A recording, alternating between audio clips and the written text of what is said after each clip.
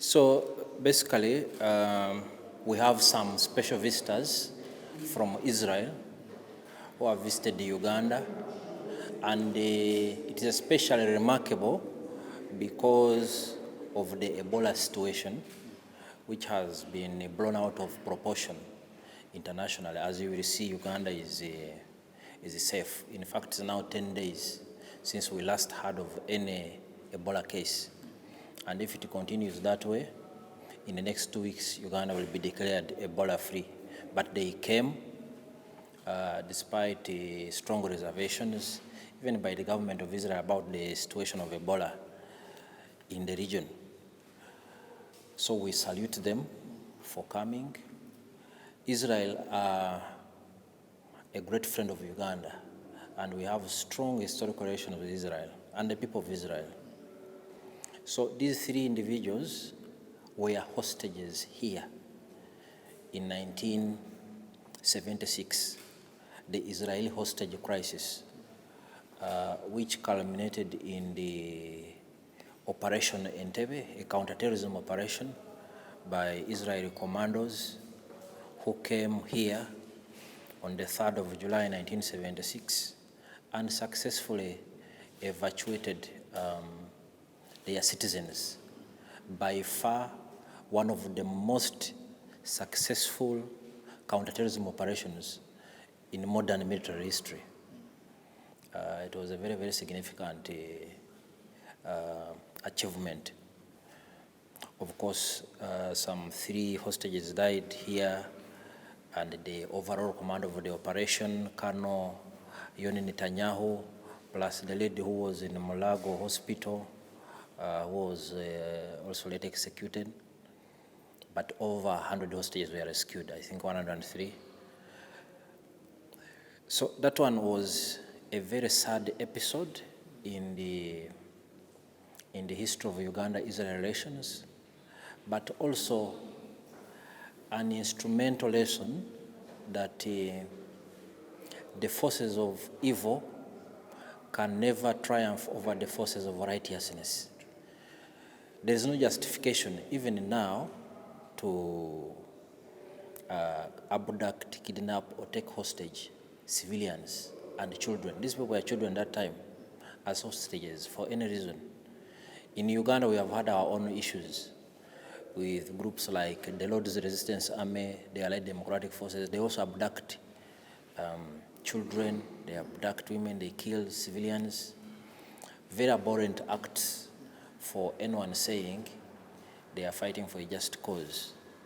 So in that sense, Israel is a very strong demonstration of a country which is small geographically, but very determined and resilient as a nation and as a people. For me, I feel like a child again to say goodbye to my father, because I saw him the last time it was here, and then never again. It's confusing, because now we feel like you people are welcoming us like family. And it feels so good. The hotel, everybody is so nice, everybody is so kind. And it's hard to explain, you know, when you go back after 50 years and I just see myself again as 8 years old.